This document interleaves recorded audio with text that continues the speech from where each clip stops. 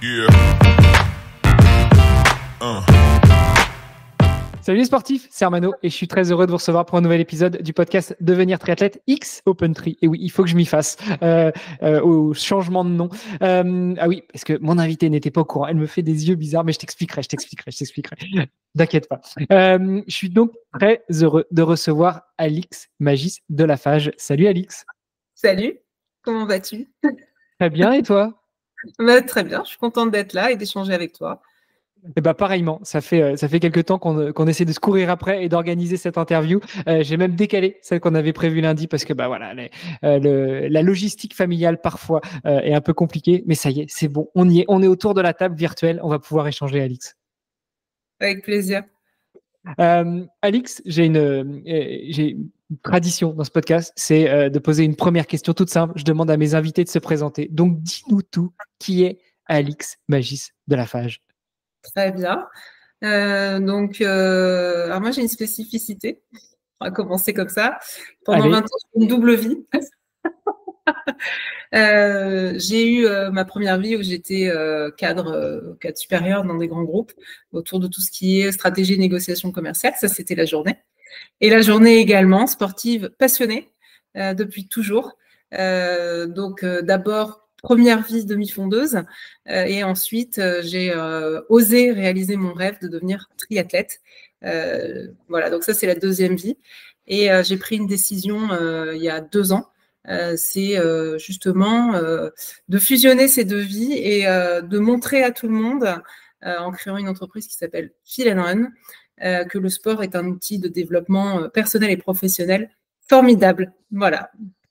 Bon, écoute, c'est une belle présentation. Revenons un petit peu sur le début, sur la première double vie. Tu disais que tu es d'abord demi-fondeuse. Ça veut dire quoi être demi-fondeuse? Tu as découvert quand le demi-fond? Tu as commencé quand à faire du sport? Enfin voilà, il y a plein de questions en une, mais c'est pour te guider un peu. Ok, pas de problème. Alors, j'ai commencé, comme beaucoup de gens, à courir comme ça. C'est mon grand frère qui court parce qu'il est pilote de chasse. Enfin, il était, parce qu'il est un peu plus âgé, il est pilote d'essai maintenant. Et donc, lui, forcément, la course à pied, ça faisait partie intégrante de sa vie pour maintenir sa condition physique, rentrer dans les avions aussi. Et donc, j'ai commencé à courir avec lui en me disant que c'était la chose la plus horrible qui existait. Je trouvais ça rébarbatif.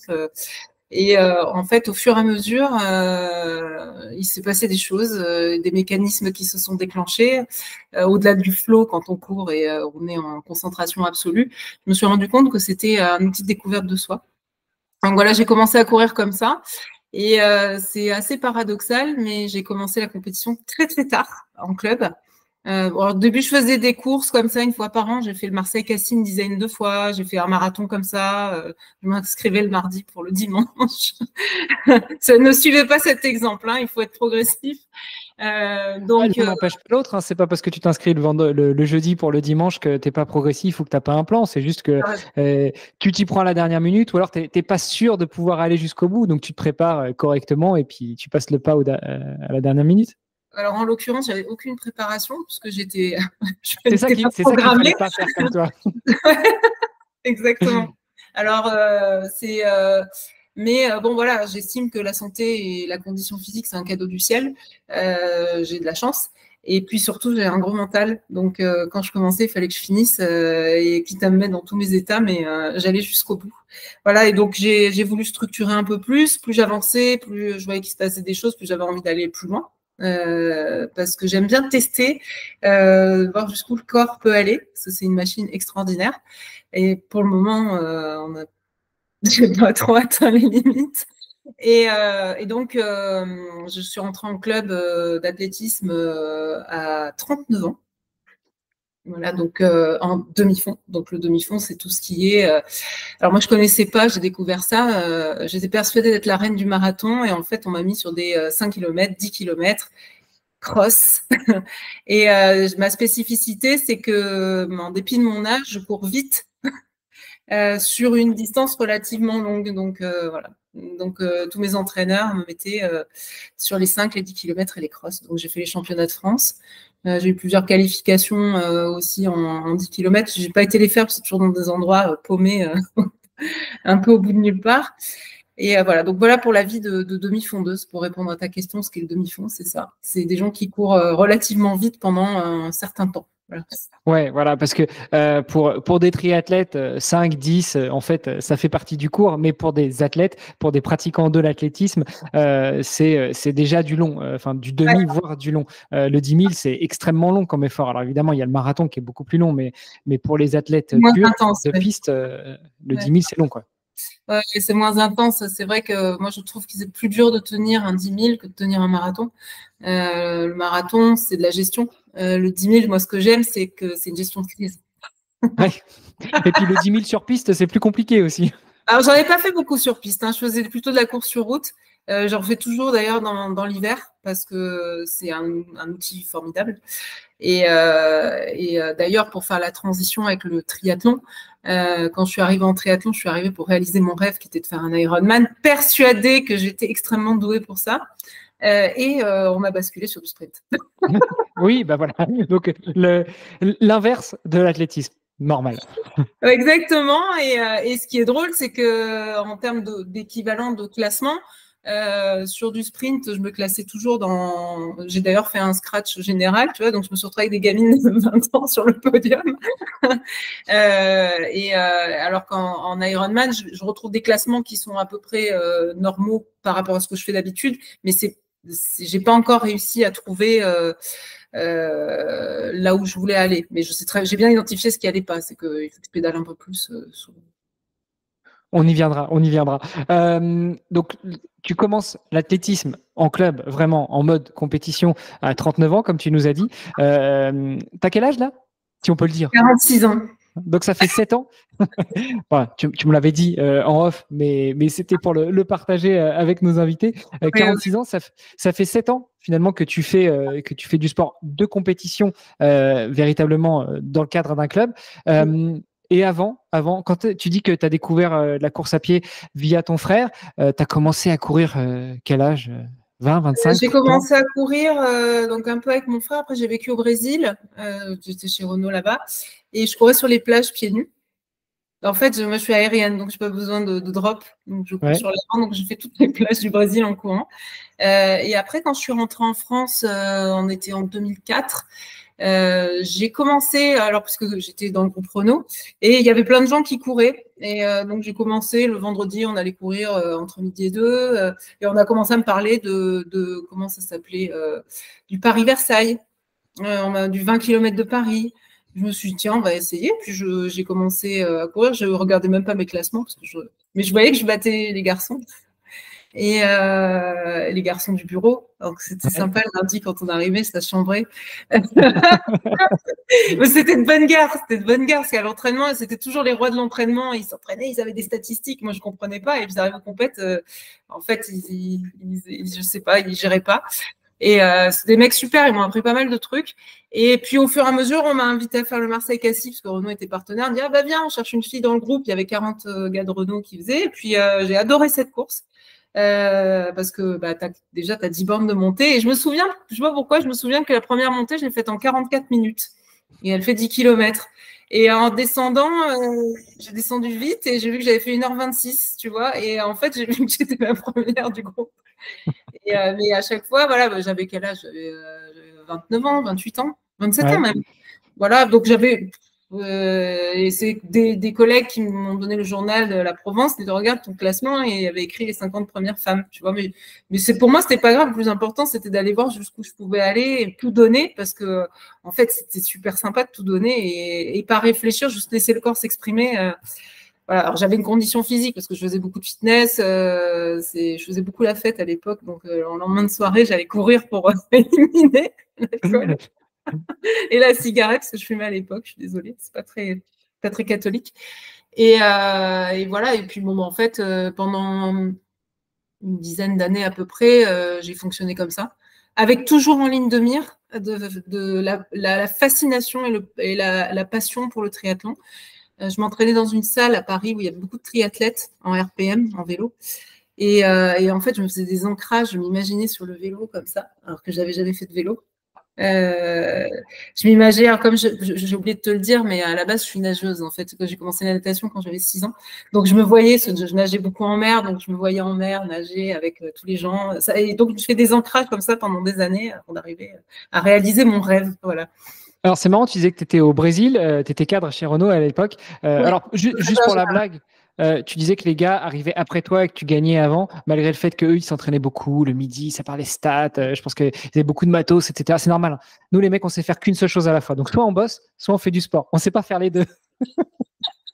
Après, moi, si tu veux, c'est la perception que j'avais à l'époque. Peut-être Oui. qui s'entraînait pas tant que ça. Mais c'est vrai qu'il me sortait les statistiques, les différentes allures. Je ne savais même pas ce que c'était avec telle basket et telle basket. Je pense qu'ils intellectualisaient peut-être un peu trop le truc. Alors, après, c'était de bonne guerre. On se taquinait. Ils étaient super bons. C'était vraiment des bons garçons, quoi. Franchement, c'était top. Et au Brésil, tu n'avais pas franchi le pas, justement, du triathlon? Si c'était quelque chose qui te titillait depuis déjà des années, parce que le Brésil, c'est quand même. À l'époque, pas du tout. La période Brésil est antérieure au moment où j'ai découvert le triathlon, qui était dans la salle à Paris quand je suis rentrée du Brésil. Non, au Brésil, je courais comme ça, pareil sur ce que je te disais, sur les plages. J'allais à la salle de fitness, tu vois, je nageais, mais je crois que je savais même pas ce qu'était le triathlon à l'époque. Donc, mais j'avais 25 ans, hein. J'étais un bébé encore. Donc, je faisais la fête. Je faisais de la capoeira. Ouais, alors, je vais te dire, on a presque le même âge, à 2 ans près. Et moi, j'ai découvert le triathlon, j'avais 16 ans. Donc, c'est pas une excuse de dire que tu connaissais pas encore parce que ça n'existait pas. Si ça existait, Non, moins ça mainstream, n'existait pas pour moi, pardon. Je me suis mal exprimée. non, j'entends bien. Non, je connaissais pas. Je connaissais pas. Je te C'est en taquine, fait je te taquine. toute ma vie, j'ai beaucoup de gens qui me disaient mais tu devrais faire du triathlon, parce que tu nages, tu cours, tu es forte en RPM. Alors le vélo il avance pas, hein. C'est facile de dire qu'on est fort en RPM, mais et donc et puis il y avait cette ambiance avec ces triathlètes qui venaient s'entraîner dans ma salle et qui m'a vraiment donné envie. Enfin, j'ai adoré le mindset en fait et ce que ça représentait parce que c'est un sport. C'est un sport intelligent, c'est un sport tactique, c'est un sport où il faut s'adapter. Tout est important, il faut être efficient. Moi, c'est ça que j'adore, c'est de voir comment on peut optimiser le corps dans chaque discipline pour arriver c'est la stratégie, le triathlon, la stratégie, savoir gérer la gestion de l'effort et pas tout donner de A à Z et puis te retrouver sans jus en plein milieu. à cramper sur la course à pied. Non, par contre, en sprint, tu peux. Moi, c'est ce que j'aime dans le sprint, mais c'est trop dangereux. Moi, j'ai trouvé. Enfin, tu vois, dans le circuit fédéral, quand tu es dans le paquet de vélo, tout le monde s'énerve. Moi, j'avais quand même peur, mais j'adorais ça parce que c'est la guerre, quoi. C'est la guerre en toi, c'est-à-dire que tu as ton cerveau qui dit mais qu'est-ce que tu fais là? Tu pars en sprint, en natation, tu respires même pas pour sortir du paquet et là boum, tu dois apprendre à poser ton souffle, tu dois bien appuyer sur les bras comme il faut, apprendre à sortir, gérer les transitions. C'est super sympa. Tu donnes tout. Alors qu'un Ironman, faut calculer quoi, tu vois. Bon, alors quand tu es nageur ou nageuse, c'est vrai que ça aide quand même de savoir se placer, poser son geste et bien nager pour après être moins subir sur les autres disciplines. Toi, quand tu disais que tu as commencé la natation à 6 ans, tu as commencé en mode justement compétition ou plus apprendre à nager et puis après en mode loisir 1 ou 2 fois par semaine? Non, j'ai fait de la compétition de l'âge de 6 ans à 14 ans. Mais bon, j'étais pas au cercle des nageurs, hein. J'étais à l'UNSS, donc on a fait les championnes de France UNSS. Ça veut pas dire grand-chose. Mais après, je suis pas à la base, je suis très à l'aise dans l'eau et j'ai toujours nagé beaucoup en mer parce que j'adore la mer. Donc je partais nager des heures. Mes parents ils me cherchaient, ils savaient pas où j'étais. Bon, tu à côté de la mer aussi, ça aide, hein, parce que pour Oui, un Parisien, ça aller aide. nager au bord de la mer, c'est autre chose. Complètement.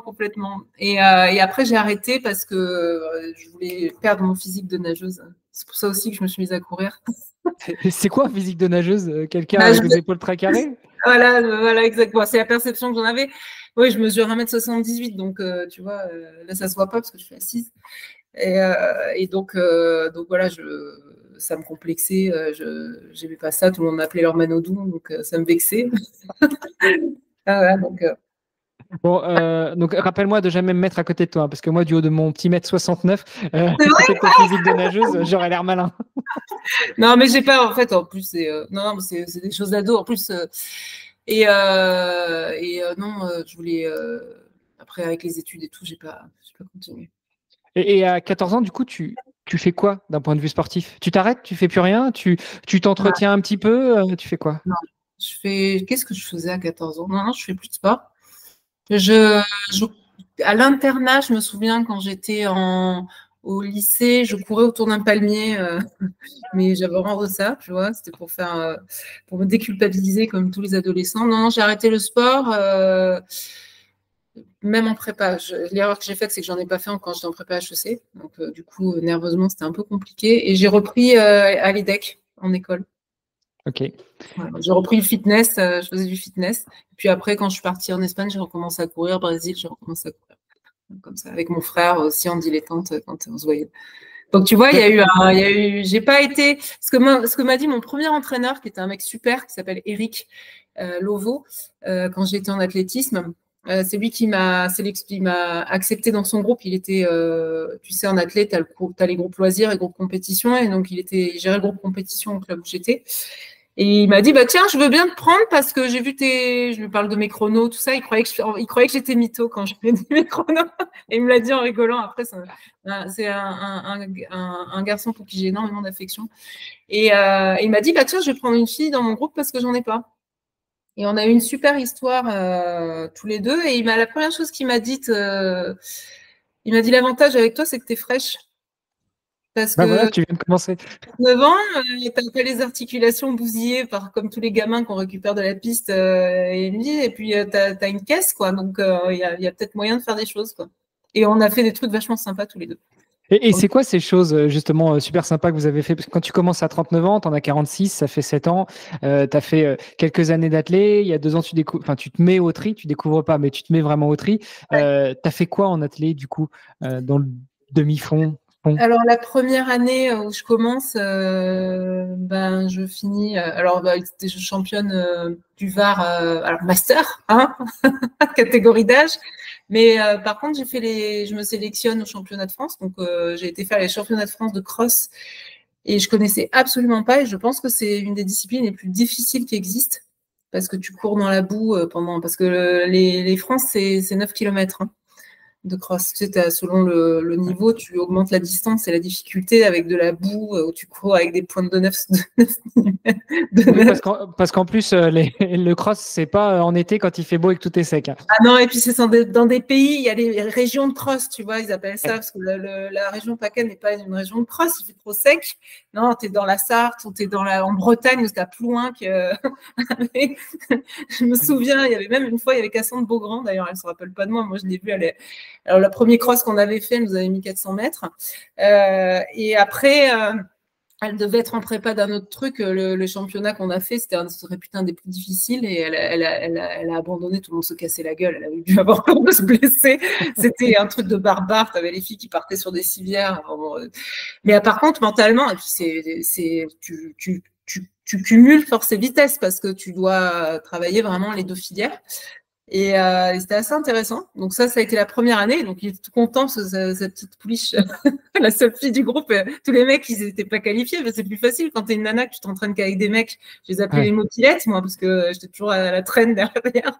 Ils couraient super bien.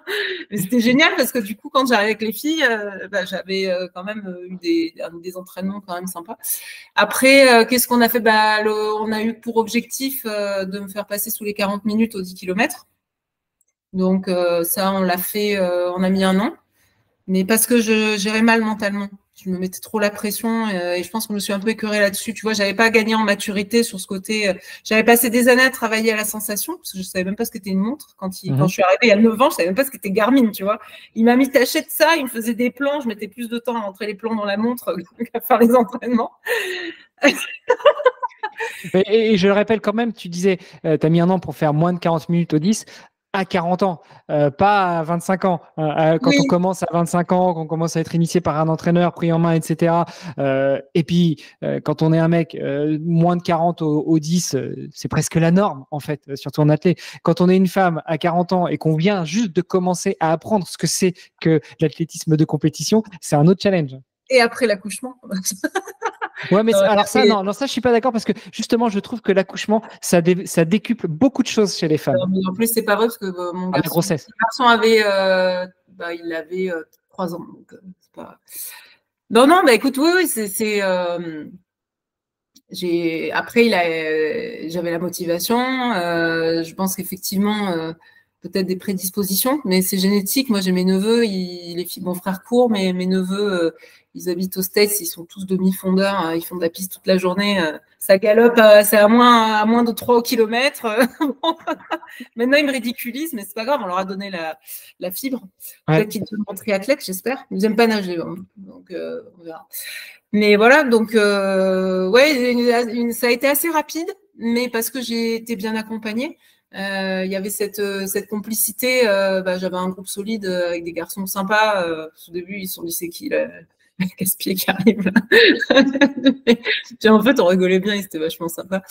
Et un bon entraîneur qui est un passionné et qui voilà, il me servait même de lièvre sur les courses. Il était top. Donc voilà, on a fait ça. Qualif France à plusieurs reprises, sous les 40 en un an. Et puis quand il y a eu le Covid, je vais passer sous les 39. Et puis la course le jour J a été annulée, donc j'ai pas pu tester. Ok. Et du coup, comment tu passes après de l'athlé au triathlon? À quel moment tu te dis, ok, là c'est bon, je suis mûr, je suis prête, je peux y aller? Alors, il y a plusieurs facteurs. Bon, déjà, j'avais quand même un métier assez prenant, plus la vie de famille. Donc, c'est vrai que le volume, notamment le vélo exigé par le triathlon, était quand même un peu bloquant. Et bien, le déclencheur, ça a été le Covid. Donc, le Covid, où on s'est tous recentrés sur nous-mêmes, où il y en a qui ont pété des câbles ou qui ont fait des grands changements de vie. Moi, je suis partie de ce troupeau-là. Je me suis rendu compte qu'en fait,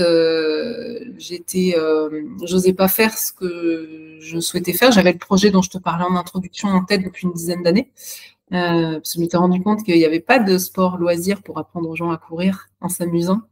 Donc, je me suis dit, tiens, ça faisait 10 ans que je me disais, mais pourquoi, tu vois. Donc, je suis allée aussi en athlétisme pour ça, pour voir pourquoi la Fédé propose quand même un encadrement sympa et personne vient. Donc, j'ai compris, parce qu'en fait, on travaille beaucoup sur la technique et les gens ne sont peut-être pas forcément en recherche de ça.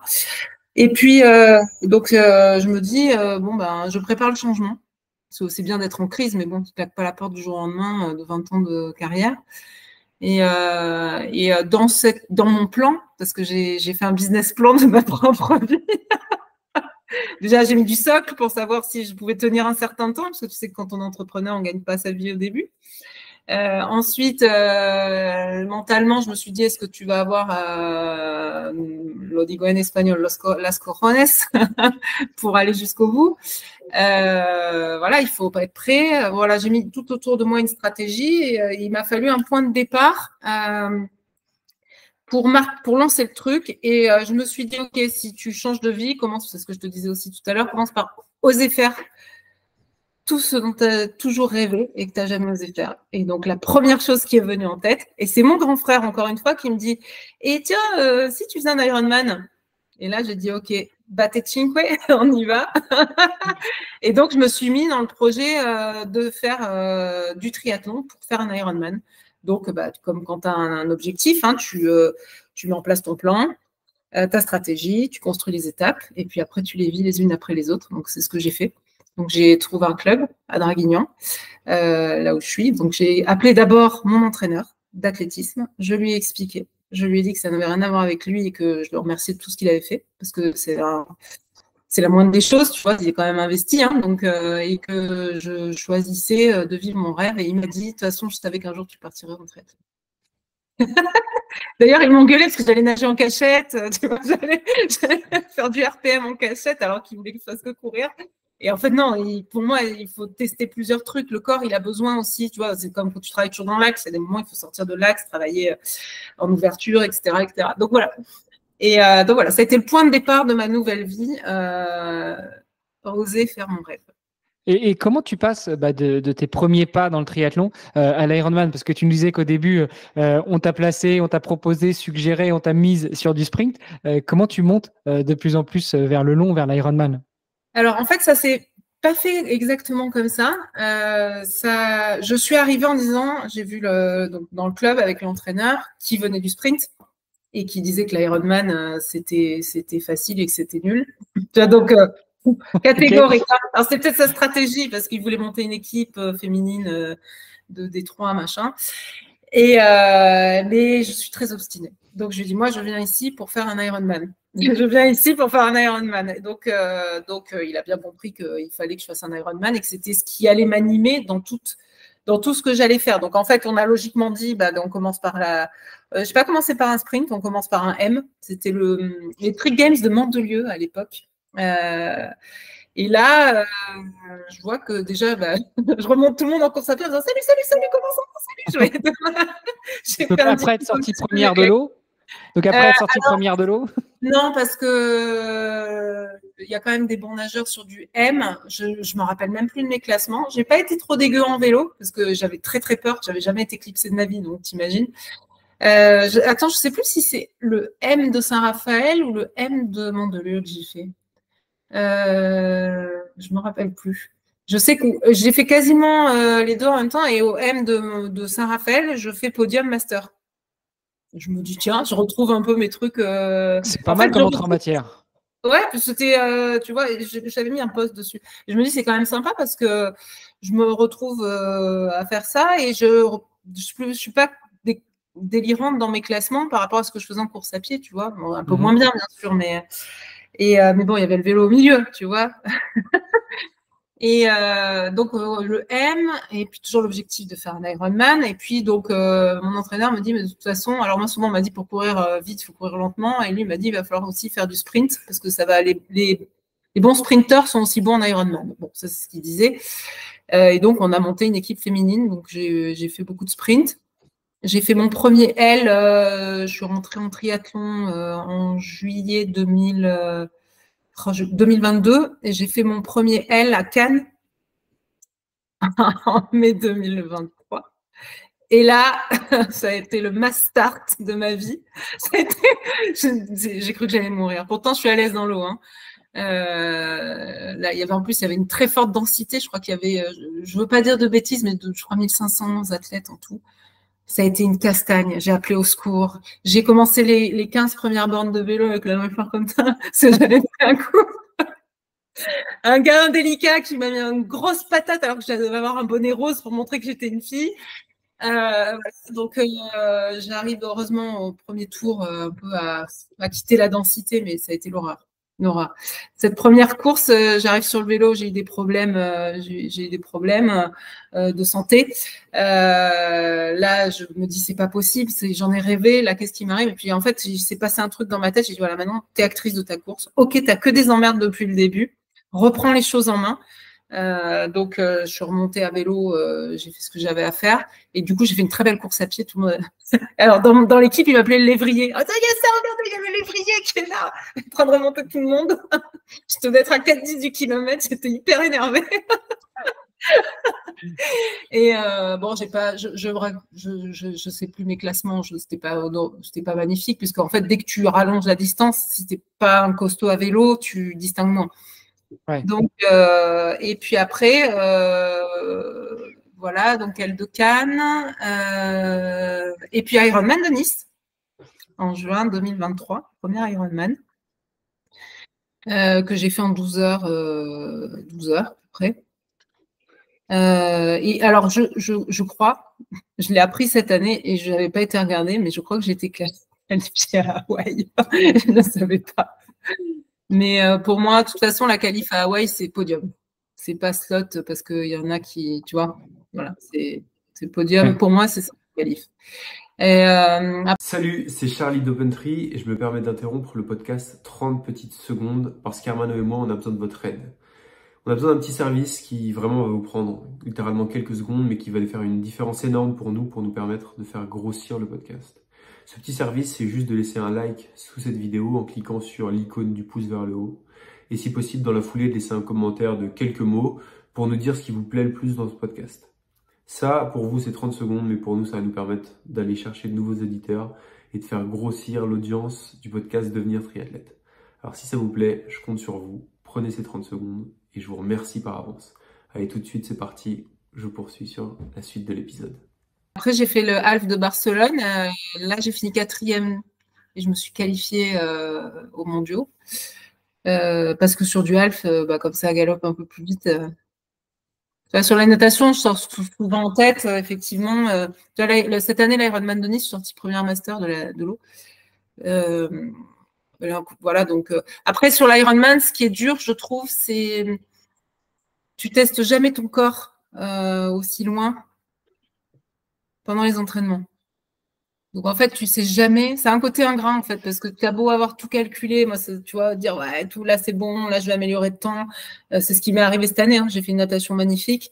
Un vélo, j'ai contrôlé, c'était le premier jour de canicule, donc et j'arrive à la course à pied, j'étais bien.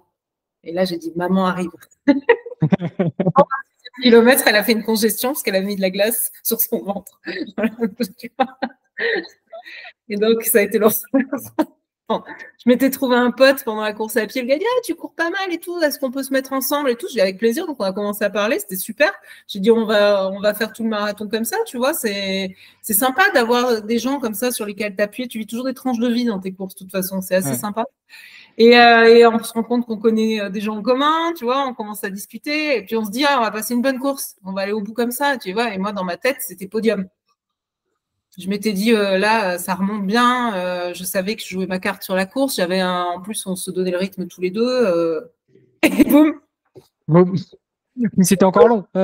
C'était encore long. J'ai perdu 1 heure, les secours m'ont dit, arrêtez-vous, madame. Je dis, non, madame, s'arrête pas, parce qu'elle en a déjà fait, presque 200, donc elle ne va pas s'arrêter là. J'ai rampé jusqu'au bout, j'ai dit, tant pis, je termine. Tant pis, j'ai pas le podium, tant pis, mon chrono est dégueulasse, mais c'est pas grave. Je suis pas là pour être ici, je termine. Et je me suis qualifiée à Hawaï. J'y suis pas allée, je n'avais pas fait le podium. Ah. Ce n'est pas ce que tu as indiqué sur Instagram. Tu n'as pas dit que c'était pas parce que tu avais fait podium. J'étais pas prête. J'étais pas prête. Il y a deux choses. Il y a effectivement la manière dont tu te qualifies. Si tu atteins ou pas ton objectif, et surtout ce que derrière ça peut aussi signifier, ce que j'ai mis sur Instagram ou sur LinkedIn peut-être, c'est qu'en fait, je savais pas si j'étais prête physiquement et physiologiquement pour le faire. Quand tu es à Nice, c'est pas très loin de la maison, ça va, il y a les proches, tu peux gérer. Quand tu es à Hawaï, que tu as fait X 1000 kilomètres pour faire une compétition qui représente quelque chose, un rêve, etc., et qu'il y a un souci, voilà, j'ai aussi voulu préserver mes proches et me dire si j'y vais en ayant bien testé, voilà, même s'il n'y a jamais de certitude, on est bien d'accord, surtout sur un Ironman. Voilà. Donc, c'est pour ça que j'ai pris la décision de ne pas y aller, même si ça ne fait pas mon ego. Ouais, mais c'est en accord avec tes valeurs et c'est toi qui l'as décidé. Personne l'a décidé pour toi de ne pas y aller. Un regret parce que il faut être. Moi, j'aime bien quand je fais des choses me regarder dans la glace. Voilà. Et je savais au fond de moi que j'étais pas prête. J'étais pas prête. Ouais, mais du coup, ça veut dire que 2024, tout est ouvert. 2024, j'ai reçu un charmant mail d'Ironman m'invitant à faire Nice. Alors, je vais faire Nice. Donc, du coup, je fais les championnats du monde à la maison cette année. Oui, parce que cette année, donc on le sait, hein, maintenant, une année sur deux, c'est à Nice pour les femmes et à Hawaï pour les hommes, et inversement l'année d'après. Donc l'année dernière, c'était les hommes à Nice et les femmes à Hawaï. Cette année, c'est donc les femmes à Nice et les hommes à Hawaï. Mais bon, donc tu seras sur les championnats du monde, mais l'année d'après, tu retenteras une qualif pour Hawaï peut-être. On verra. On verra. J'aime bien le half. T'aimes bien le half. Ouais, je pense que ça me permet aussi de voir un peu quelles sont les distances shoot. On va voir comment ça se passe cette année. J'ai ma petite revanche personnelle sur le marathon à prendre. Et j'adore ce parcours. Tu vois, là, j'ai fait le semi de Nice. Encore, je l'ai fait parce que j'adore le parcours avec la prom. Ça me plaît. Je m'y sens bien. C'est roulant. Je trouve ça sympa. Pour une reine du bitume, c'est normal. Mais après, j'ai accepté d'y aller parce que je me dis qu'il n'y a pas de hasard. Comme par hasard, je ne peux pas faire ma saison cette année, ça tombe en septembre. Voilà, j'ai eu quelques échanges avec Ironman qui ont il y a eu 2-3 échanges et puis bon, donc je peux le faire directement sans faire d'autres compétitions avant. J'ai un bon entraîneur qui s'appelle Frédéric Lureau. Voilà, en qui j'ai une totale confiance. Parce que en fait, je suis au club de Draguignan, donc j'ai une super équipe à Draguignan, des collègues super, il y a une belle énergie. Mais en fait, j'étais partie, mon ancien entraîneur, on était en désaccord, donc il a quitté le club. Et entre-temps, moi, j'avais été en stage avec Frédéric et j'ai trouvé qu'il était vraiment pertinent dans ce qu'il faisait. Du coup, quand j'ai changé d'entraîneur, je l'ai sollicité. Et il a quand même réussi à me faire 1h27 au semi-marathon en faisant en même temps une formation de coach, une entreprise. Il l'a prédit à l'allure et à la fréquence cardiaque près, la veille. Il m'a dit, tu feras 155 pulses, 4,10 au kilomètre. J'ai fait 4,09 et 159 pulses. C'est quand même joli, hein, tu vois. Ouais, Et il est quand même précis, le garçon. Et je suis allée le chercher aussi pour le vélo. Bon, il s'arrache un peu les cheveux avec moi, mais il est patient. Pourquoi il s'arrache les cheveux? Parce que c'est compliqué de te suivre sur le vélo? Non, parce que en fait, autant en course à pied, je peux te dire à quelle allure je suis, quel seuil sans regarder ma montre. Je me connais très bien, mais en vélo, c'est une catastrophe. Alors j'ai des sensations, mais tu vois, quand il a commencé à me dire il faut mettre des capteurs de puissance, comme je faisais tout à l'instant, il faut que je suis en train de le faire, tu vois, je commence à comprendre. Je suis quelqu'un d'assez rigoureux, mais sur le vélo, il a fallu mettre des choses en place et ça arrachait un petit peu les cheveux au début. En plus, le terrain autour de chez moi est quand même très vallonné. Donc, quand il me dit, voilà, tu me fais une sortie à 160 watts sur un terrain relativement plat et que je sors de chez moi et direct, j'ai une côte qui dure 6 km. Voilà, donc j'ai pas encore la finesse pour pouvoir aller faire les bonnes watts avec le bon dénivelé, etc. Donc voilà. Ça on va y arriver. Ça va venir. Ouais. Oui, ça va venir. Et puis j'ai beaucoup de peur à vélo aussi. Et vas-y. Non, j'ai beaucoup de peur à vélo parce que j'ai commencé tard, parce que j'ai conscience du danger. Parce que je me suis pris 2-3 gamelles en compète aussi, notamment la dernière à Barcelone, j'ai pas pu nager de l'hiver. Donc, tu vois, par exemple, l'année dernière, j'ai fait le half de Aix, où il pleuvait à torrent. Je me suis forcée à le faire pour vaincre mes peurs. C'est une solution comme une autre, hein, de se confronter à ses peurs. Oui, je l'ai fait, hein, ou de savoir au moins se confronter, c'est une chose, mais savoir s'en servir et puis créer une espèce d'habitude, parce que le cerveau, en fait, au début, il va créer des mécanismes et puis montrer que non, mais c'est pas si terrible. Mais j'ai encore quand même, je suis pas très, ça va, hein, honnêtement, je sais que j'ai du potentiel mais je suis encore un peu trop crispée, notamment dans les descentes, quoi. Après, c'est vrai que c'est une bonne stratégie d'aller tester des choses sur une compétition, parce que finalement, c'est là où tu seras le mieux prise en charge. Il y a des spectateurs, en général, à peu près partout. Il y a les secours qui tournent. Si tu vas te tester sur un entraînement, tu sors pour faire une sortie de 100 bornes de vélo et puis à 72, tu tombes et tu es consciente, mais tu peux plus bouger, tu as une jambe pétée dans le fossé. D'ici à ce que quelqu'un vienne te chercher, si entre-temps, tu as fait tomber ton téléphone ou autre, bon courage, quoi. Donc finalement, c'est peut-être une bonne stratégie de se confronter à ses peurs et tester en compétition. J'ai même été, parce que Fred voulait absolument que je fasse du vélo de chrono. Et il y avait un vélo magnifique que j'admirais à chaque fois chez mes dealers de vélo qui s'appelle Flashback à Draguignan, qui sont top, qui m'accompagnent depuis le début. Et ils avaient ce vélo là qui était un speed concept à patins. Tu vois. Et en fait, je suis allée me l'acheter en disant, mais si tu fais du vélo, en chrono, il faut que tu fasses du vélo comme une dure à l'ancienne avec des freins à patins et tout. Donc, j'ai acheté ce vélo. Je te dis pas les caps que j'ai dû passer pour m'en servir. Parce que, tu sais, tu passes les vitesses sur les prolongateurs. Ouais. Et les freins, ils sont sur le côté. Et c'est des freins à patins. Donc, quand il pleut, autant te dire que tu le sors pas. C'est sûr que c'est pas la même chose que sur des freins à disque. Exactement. Donc, tu vois, j'aime bien aller me faire des trucs comme ça. Bon, alors, par contre, après, j'ai perdu la confiance parce que j'ai chuté avec à Barcelone, il a déraillé. Bon, je pensais qu'il est trop subtil pour moi, ce vélo, mais là, tu vois, je suis en train de le regarder, il est beau. Hein. Il est beau, mais ça m'a fait énormément progresser. Tu vois, il faut juste franchir des barrières et puis y aller par étapes et accepter que ça va pas aussi vite que le reste, quoi. Voilà. Mais bon, vas-y, je t'en prie. J'ai eu pas mal de triathlètes qui n'ont pas forcément commencé jeunes et qui commencent un peu sur le tard. Et eux, leur problème, c'est la natation. Donc toi, c'est pas ton cas. Finalement, leur conseil quand on commence le triathlon et qu'on ne sait pas nager, bah, c'est de prendre des cours de natation, se faire encadrer par des coachs et puis progresser au fur et à mesure et puis nager, borner. En vélo, comment est-ce que tu apprends? Comment est-ce que tu commences quand tu arrives dans ce club de triathlon à Draguignan et que tu vas voir le coach et que tu dis, moi, mon objectif, c'est l'Ironman. Tu lui dis, par contre, j'ai pas encore enlevé les roulettes? Il y a le panier à chatons. Bon, disons que la première fois qu'il m'a vu, il m'a demandé si j'allais livrer le courrier, quoi, tu vois.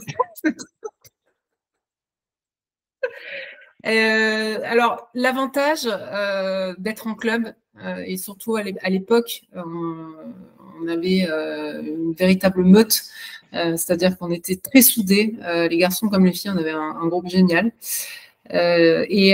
donc énormément de solidarité. Donc, par exemple, l'évrier, il aidait en course à pied. Il y avait la Ponette qui était une ancienne championne d'équitation qui nous aidait en vélo parce qu'elle était hyper à l'aise sur le vélo parce que quand on fait elle était jockey, donc tu vois la vitesse et la posture. La différence c'est qu'en vélo ça saute pas, donc en plus c'est plus facile. Mais elle sautait par-dessus le vélo parfois parce qu'elle s'ennuyait. non, mais donc il y avait quand même des cyclistes aguerris. Voilà, je pense à des gens comme Robin, Philippe, etc. Donc en fait tout le monde s'aidait. Et après, on avait par exemple une autre fille qui était très forte, qui a fait de la D1, donc en natation, elle était hyper à l'aise. Donc, elle nous aidait en natation. Voilà, donc chacun accompagnait, utilisait sa force et la mettait au service de l'autre pour que l'équipe avance. Et ça, c'est chouette. Je me souviens, on s'était filmé quand il fallait apprendre à descendre du vélo en roulant pour le sprint. Donc, on faisait des tours sur le parking de la piscine, on faisait nager avec le vélo, tout le monde m'applaudissait, je tombais 2-3 fois, après je bloquais, donc elles essayaient de m'expliquer que le vélo n'était pas méchant. Et après, tu finissais dans le mur parce que tu savais plus ce qu'il fallait faire, freiner, descendre, sauter, arrêter, boum. Tu y es presque, sauf comme on était sur un parking, c'était dans les bagnoles. Ouais. Donc, tu vois, c'est cette solidarité aussi. C'est pour ça aussi que je voulais être en club et je suis très bien tombée à l'époque avec ce groupe. Et ils m'ont énormément appris et aidé. Seule, j'aurais fait, je partais toute seule. Donc, déjà, je faisais des signes de croix avant de partir. J'en fais encore. Et je partais pour clipser, déclipser, parce que sinon, je ne savais pas faire. Donc, pendant que la descente, je clipsais, je déclipsais, je déclipsais. Et puis, en fait, répéter. Jusqu'à ce que la routine s'installe et que le cerveau soit rassuré. Tu vois, c'était jouer la répétition et s'appuyer sur les autres. Et borner. C'est comme la natation, il faut rouler. Oui, c'est ça. Bon, du coup, maintenant, tu montes et tu descends du vélo sans mettre les chaussures avant. Tu mets les chaussures sur le vélo. Oui. J'ai voulu faire des effets de style sur du long. Oui. Bon, ça m'est arrivé. J'ai fait me faire recaler par l'arbitre une fois en compète parce que j'ai franchi la ligne parce que je n'arrivais pas à descendre. Ouais, mais tu lui dis que c'est ta première course et puis ça passe. Enfin, ça oui, passe. parce que de toute façon, quand ils ont vu mes collègues rigoler, que les arbitres ont compris que je n'avais pas un don spécifique. Non, après, ce qu'il y a, c'est que j'ai la caisse et j'ai les jambes. Tu vois, j'ai une VO à 58. Donc, il faut juste mettre à contribution tout le corps en ayant un peu débloqué la tête. Donc, tu vois, par exemple, je me force souvent. Alors, je n'ai pas besoin de me forcer à faire de la montée parce que ça, j'aime bien, tu vois. Mais je me force à faire de la descente. Je me force, j'essaye de lâcher aussi. Ça y est, j'arrive à lâcher les deux, une main après l'autre, tu vois. Mais bon, c'est pas encore. Ça va venir. J'ai que 2 ans et demi d'ancienneté. Bon, puis en parallèle, de te mettre au triathlon. Tu as aussi lancé une boîte. Donc, tu fais tout en même temps. Comme ça, tu es sûr, t'es sûr de tout réussir. Tu nous en parles rapidement parce qu'il y a quand même quelque chose à voir avec le sport pour ta boîte. Oui, tout à fait. Effectivement, ça a à voir avec le sport. Mon entreprise, elle s'appelle Feel & Run. Attends, je suis en train de chercher juste un truc. Vas-y. Tu peux, je sais pas où je l'ai mis. Tac, tac, tac, tac, tac, tac. Je sais pas où c'est. Tu m'excuses, hein. Je voulais. Bon, je peux oublier. T'inquiète. Tac. Oui. C'est vrai que, en fait, tout est lié. Quand on parlait du changement de vie et que j'ai pris la décision de créer cette boîte, qui était un projet que j'avais en tête depuis 10 ans, en fait, au début, je me suis utilisée comme mon propre laboratoire. Je ne pouvais pas payer quelqu'un à faire toutes les conneries que j'ai faites pour pouvoir monter la méthode Feel & Run. Donc, l'objectif, si tu veux, de cette double vie que je te présentais en introduction, je me suis rendu compte, en fait, qu'il y avait une forte congruence entre le sport et le milieu de l'entreprise. Alors, il y a cette fascination des entreprises pour le haut niveau, dont on parle toujours dans les comités de direction, etc. C'est très bien, sauf que il ne faut pas que ça s'arrête là. C'est une bonne intuition, mais il y a vraiment des choses à faire. Et puis moi, je fais une petite aparté. En tant que recruteur indépendant, j'ai envie de dire, c'est bien que ça fasse le buzz dans les comités de direction des entreprises, mais embaucher aussi des sportives et des sportifs de haut niveau, qu'ils soient en activité ou retraités, il y a plein de choses à gagner avec eux. Je suis complètement d'accord avec toi. Et avoir aussi des collaborateurs qui font du sport, il y a plein de choses à gagner avec eux et aussi pour eux. Et en fait, si tu veux, l'objectif, c'était de dire, de ma vie précédente, je me suis rendu compte que les gens n'aimaient plus les marques, y compris les salariés. La marque employeur, les gens, il y a une espèce de défiance. Je l'ai même vu quand j'ai lancé la propre marque Feel & Run. Au début, je racontais mon histoire, les gens, ils adoraient. Sur LinkedIn, ça likait et tout. Et puis un jour, j'ai dit, tiens, je vais parler de Feel & Run. J'ai fait un flop total. Les gens, ils préfèrent les histoires de gens maintenant. C'est normal, hein, on est dans l'ère de la marque personnelle. Et en fait, derrière la définition de la marque, il y a beaucoup de défiance. Qu'est-ce qu'on veut me vendre? On veut me manipuler, etc. C'est dommage parce que les entreprises, c'est quand même le lieu de l'intelligence sociale par excellence, où on peut faire des trucs super sympas comme quand on est en groupe. Et donc, je me suis dit, tiens, de cette double expérience, le sport apporte quand même, ou vient colmater un peu ce que l'entreprise ne fait plus avec la pyramide de Maslow, si tu veux qu'on fasse un truc un peu intello. Et le sport peut déjà permettre d'avoir des gens en bonne santé. Déjà, les gens en bonne santé, ils ont de bonnes interactions sociales. Le sport, ça permet aussi d'avoir confiance en soi et de se sentir en sécurité. Et puis surtout, selon la manière dont tu l'amènes, ça redonne du sens à pas mal de choses.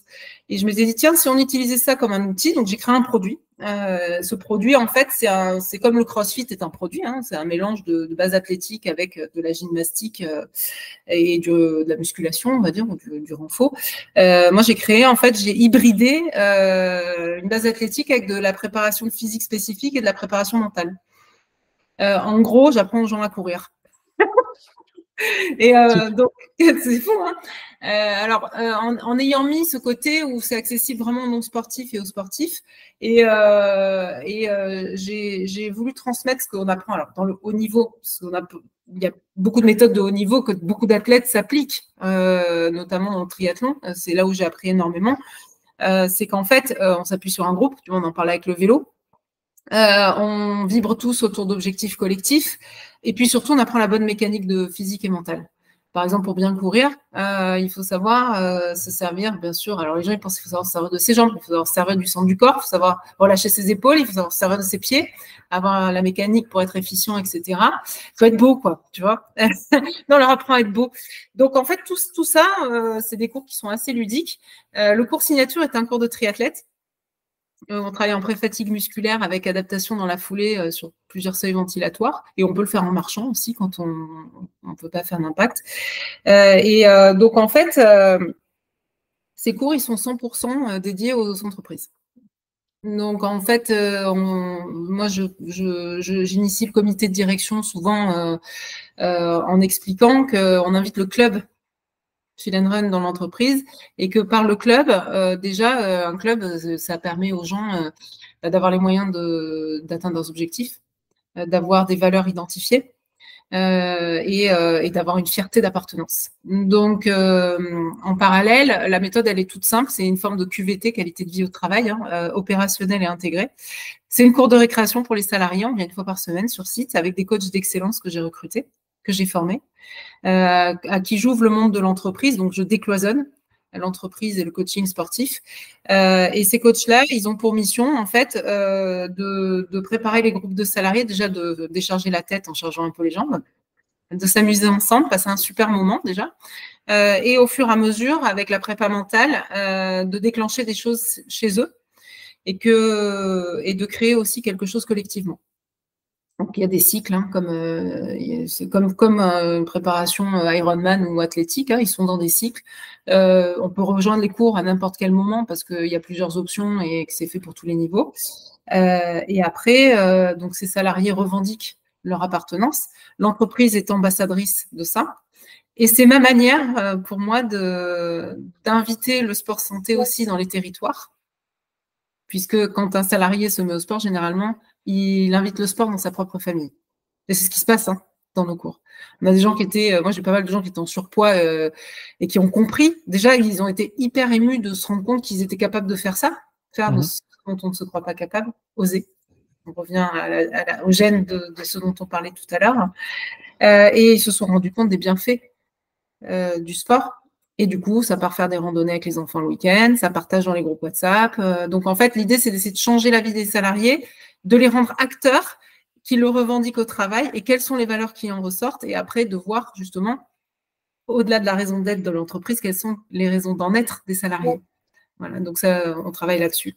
Et après, on le fait revendiquer par les employeurs, on communique dessus, on fédère les sportifs des entreprises sur des événements locaux, par exemple des courses, des marches, ou ils organisent eux-mêmes leurs événements. Si tu veux, quand ils sont très audacieux, j'en ai qui ont organisé leurs propres courses. Donc voilà, tu vois, voilà, ça marche plus bien. On a plus de 300 cours. Tu vois, j'ai déposé le CABIS il y a 1 an et demi. On travaille beaucoup avec le milieu hospitalier. Tu vois, il y a l'hôpital Sainte-Musse à Toulon. On travaille avec Decathlon. Avec Decathlon, on a fait un truc assez sympa. On a ouvert aussi aux gens de l'extérieur. Donc, le personnel se mélange avec des gens qui payent pour venir faire les cours Fill and Run. Et ça a un peu donné raison à l'étude de marché que j'avais faite en amont. C'est que j'ai des gens qui veulent apprendre à courir, soit qui viennent, qui courent déjà, ou qui sont en athlée, mais qui veulent un truc un peu plus sympa, technique, avec de l'ambiance, etc. Et ça marche, c'est assez sympa. Et ils sont super beaux maintenant quand ils courent. Ils savent courir. Excellent, excellent. C'est aussi une des clés du triathlon, c'est de savoir maîtriser la technique. Et je sais plus avec quel invité j'en parlais, mais on croit souvent que la course à pied, en fait, c'est facile et c'est pas technique. La natation, c'est super technique, on est tous d'accord. Le vélo, c'est pareil, même si on apprend tous à faire du vélo en général quand on est jeune, c'est super technique quand on veut bien maîtriser le vélo. Et tu l'as dit toi-même, tu as encore peur sur le vélo alors que ça fait déjà quelques années que tu pratiques. Mais la course à pied, contrairement à ce qu'on pourrait croire, c'est aussi super technique. La pose du pied, le gainage du corps, etc. Être beau, être économe dans sa course à pied. Être efficient, c'est ce que je leur dis, soyez efficients. Mais l'efficience, souvent, ils serrent les poings. Et alors, soyez efficient et beau parce que en fait, c'est même, tu vois, par exemple, on parle du Pilates souvent, qui semble être un sport complètement différent, mais en fait, la course à pied, c'est du Pilates en mouvement. Et si tu engages bien le centre du corps, c'est mon premier entraîneur qui disait ça, tu relèves ton bassin, donc tu écrases moins dans le sol. Après, si tu armes bien le pied, parce que tu sais faire des gammes techniques, tu verrais le début, les gammes techniques, quand tu leur fais faire. Mais moi aussi, quand j'ai commencé les gammes techniques, mon premier entraîneur en triathlon, il me disait, tu es une hérésie de la nature, ça fait plaisir, c'était sympa. Si je ne sais pas comment tu fais pour courir vite avec le schéma corporel que tu as. Et je ne savais pas me servir de mon corps, mais il avait raison, il m'a aidé, tu vois. C'est là où j'ai pris conscience que en fait, je pouvais encore optimiser. Et d'ailleurs, je retranscrivais mes chronos de course sèche sur triathlon. Ouais. Sur un sprint, le 5 bornes, je sortais en tu vois, après, c'est pas des 5 km exacts, hein, pour un peu moins, mais 18-19 minutes, entre 18 et 20 minutes. Donc, tu vois, ce qui est en étant bien, quoi. Ouais. Grâce à ça. On en parlait un petit peu déjà avant et puis même en off, il y a beaucoup de parallèles entre le sport et l'entrepreneuriat, surtout à haut niveau, que ce soit l'entrepreneuriat à haut niveau ou le sport à haut niveau. Toi, depuis 18 mois que tu exploites Feel & Run et que tu formes des gens à être beaux, à bien courir, à apprendre à courir, est-ce que tu as déjà vu des parallèles se mettre en place entre ce que tu leur apprends dans le sport et ce qu'ils vont appliquer dans l'entreprise? Oui, bien évidemment, puisque c'est la revendication même. Hein. Déjà, apprendre à… Alors, c'est des points comme ça. Apprendre à capitaliser sur ses forces plutôt que de sans arrêt corriger ses faiblesses. C'est les gens, ils sont tout le temps en train de… Parce que, par exemple, tu me verrais physiquement, j'ai pas un physique de coureuse. Bah oui, je suis grande, je suis mince, mais j'ai pas un physique, elles sont toutes petites. Moi, j'en ai plein qui me passent entre les jambes pendant les courses, elles sont toutes fines. Et donc, j'ai capitalisé sur mes forces par la puissance, la posture, le travail du pied. J'ai appris quels étaient mes points forts. Tu vois, ça, c'est important. Souvent, ne pas avoir peur de l'échec. Ah, mais ça, c'est le sport, ça, évidemment. Dans le sport, on ne gagne pas Tu toujours. prends quand même pas mal de vestes dans le sport. Bah, voilà. Donc, au boulot, c'est normal que tu prennes des portes. Il faut juste capitaliser dessus et puis apprendre à rebondir. Et voilà. Et donc, oui, effectivement. Alors, ça, c'est quand tu es souvent dit, oui, il y a trop de vent, il y a trop de sinon. En fait, oui, OK. Il n'y a pas d'alignement des planètes. C'est comme ça. C'est une course. C'est un instant T. Est-ce que j'ai géré? Moi, pose toujours cette question. Est-ce que tu as fait de ton mieux? Est-ce que tu as été jusqu'au bout? Est-ce que tu t'es pas trouvé d'excuses? Et si j'ai fait ça et la course, elle s'est pas passée comme je le voulais, alors avant, je t'aurais tapé une crise, hein, parce que… mais là, non, tu vois, je me dis, bon, bah, de toute façon, je peux pas faire mieux, j'ai fait de mon mieux.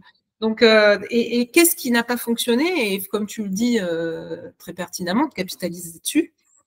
Ensuite, alors, ça, c'était souvent, on leur demande d'être bêtes dans nos cours. Alors, ça, ils retiennent. Parce que là, on commence toujours les cours en disant il y a une très grosse difficulté dans nos cours. Donc, en plus, ils voient running, ils ont peur. Alors, ah là là, mon Dieu, qu'est-ce que ça va être? Ça panique. Il va falloir juste être bête. C'est-à-dire d'être capable de déposer ces petites voix qu'on a dans la tête, qui sont de deux familles, hein, l'ego, tout ce que j'ai comme représentation de moi, qui sont que des représentations et qui sont bâties sur le passé, ça n'existe plus. Et ça n'a peut-être jamais existé, ce sont que des représentations. Et le mental qui te projette et te protège de choses qui pourraient arriver et qui ne vont pas forcément arriver. Donc, on leur dit, la seule chose qui existe, c'est l'instant T. Donc, soyez bêtes et soyez bons dans l'instant T. Si les voix, elles passent, acceptez-les. Voilà, donc le soyez bête, ils aiment bien. Donc maintenant, ils arrivent en réunion et disent alors, patron, on va être bête. Et ça vaut pour toi aussi, hein, Alix, carpe diem, hein, sur le vélo, n'aie pas peur de ce qui pourrait arriver. Profite de l'instant présent, ressens ton vélo, ressens le contact à la route et puis laisse-toi aller.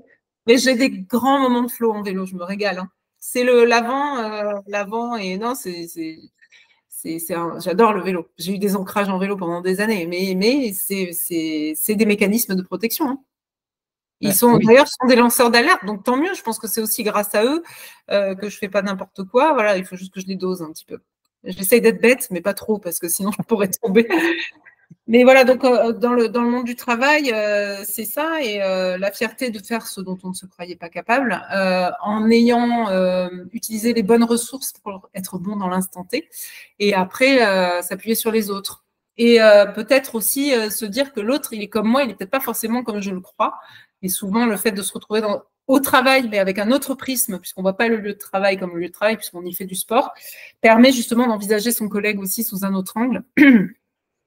Et donc après, on fait toujours une ouverture sur le monde du travail sans être démago, hein, mais en leur disant, bah, regardez, par exemple, quand vous prenez la parole en public, vous allez à une réunion, où vous avez peur de vous exprimer, soyez bêtes. Ben voilà. Alors voilà, et toute la discipline, je plaisante, mais il y a aussi derrière toute la discipline et la régularité, de bien prendre conscience que bien évidemment, on n'a rien sans rien, qu'il faut savoir bien s'entourer et mettre en place aussi un plan pour arriver à ses objectifs. Et la discipline apporte la fierté quand il y a le résultat et on a été au bout de ce qu'on essayait de faire. Mais écoute, j'adhère à la méthode Feel Run, ça marche. Merci.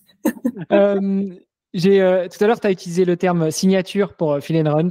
Oui. Moi aussi, j'ai une question signature dans ce podcast bien.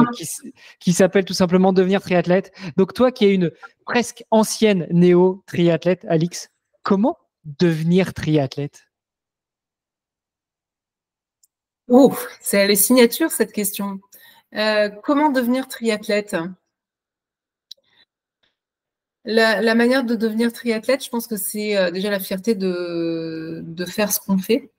Ça a l'avantage d'être un sport où il y a 3 sports, de savoir où est le sport, son sport fort, et de ne pas le minimiser, de bien sûr travailler pour être bon, correct dans les autres sports. Je vais un peu reprendre en miroir ce que je te disais tout à l'heure, de pouvoir capitaliser sur ses forces d'améliorer ses faiblesses pour prendre un maximum de plaisir dans ce qu'on fait. Un triathlon, moi, c'est une course tactique. Moi, j'aime bien, je dis souvent à mes sportifs, saucissonner, c'est pas très joli, mais faut le découper. Il faut la découper et chaque tranche, il faut la savourer au maximum en ayant la meilleure mécanique physique et mentale. Moi, c'est un peu mon mantra et c'est ce que le triathlon. C'est comme ça que je suis devenue triathlète. Je l'avais en moi, mais je l'ai vraiment utilisé. Moi, c'est une de ma forces mentales, c'est ça. Hein. Et c'est d'apprécier le beau geste à chaque fois de ce qu'on fait, de le vivre à 100% et de le partager avec les autres. Le triathlon, c'est un sport d'excellence pour moi, dans son sens. Écoute, je note un sport de stratégie, un sport d'excellence, et puis savourer, capitaliser, ne pas avoir peur de ses faiblesses, les accepter, puis essayer de les améliorer. Il y a pas mal d'axes de travail. Je te remercie, Alix. C'est moi qui te remercie. Bon, c'est un sport de fou aussi, on est d'accord. Mais... ouais, mais qui apporte tellement de plaisir, en fait. Voilà. C'est une passion. Pour finir, Alix, où est-ce qu'on te suit, qu'on t'encourage, qu'on rejoint Feel Run si on est patron et qu'on veut que nos salariés découvrent la méthode et puis qu'ils adhèrent, ça se passe où? Alors, déjà, ça se passe donc vous avez le site www.feelandrun.com sur notre site internet. Venez voir nos réseaux sociaux, notamment Facebook, parce qu'on a beaucoup de salariés, donc ils sont quadras, donc ils sont plutôt sur Facebook. Et vous pourrez voir toutes les stories, parce qu'on filme nos sportifs pour qu'ils prennent conscience aussi des moments et de la mécanique. N'hésitez pas à venir sur mon profil LinkedIn aussi personnel, parce que j'y partage beaucoup d'éléments de mon laboratoire, notamment auprès des chefs d'entreprise, où j'expérimente la méthode Feel Run. Et puis, si vous avez envie de venir me voir à Toulon le 10 mai prochain, c'est dans pas longtemps, hein, c'est dans une semaine, portez la flamme. Ce sera avec grand plaisir. Bon, bah écoute, l'épisode sortira après, mais comme j'ai enregistré la vidéo, je vais essayer d'en faire quelque chose juste pour que les gens qui me suivent viennent te voir. Après, oui, donc, mais c'est pas grave. C'est pas. On fera un petit reels ou un petit truc pour que les auditeurs du podcast sachent que le 10 mai à Toulon tu portes la flamme et qu'il faut venir te soutenir, t'encourager et mettre un petit mot sur la flamme. Non, ça c'est que les porteurs qui mettent des mots. On verra. Après, si tu veux que je t'envoie des liens, voilà. Et vraiment la revendication aussi sur Feel Run, c'est important.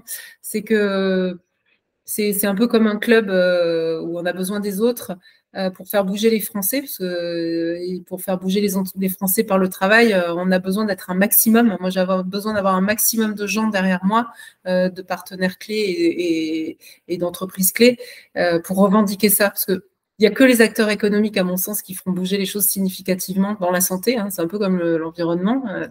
Et c'est pour ça que j'ai choisi ce créneau-là, parce que je veux vraiment mettre le sport au milieu de la vie des Français, au cœur de la vie des Français, par ce biais-là. Voilà. Bon, bah écoute, on est super alignés. Je te remercie encore, Alix. Je te souhaite une bonne continuation. Merci, et puis, je vais être en retard à mon stage, parce que je suis stagiaire dans une salle de CrossFit.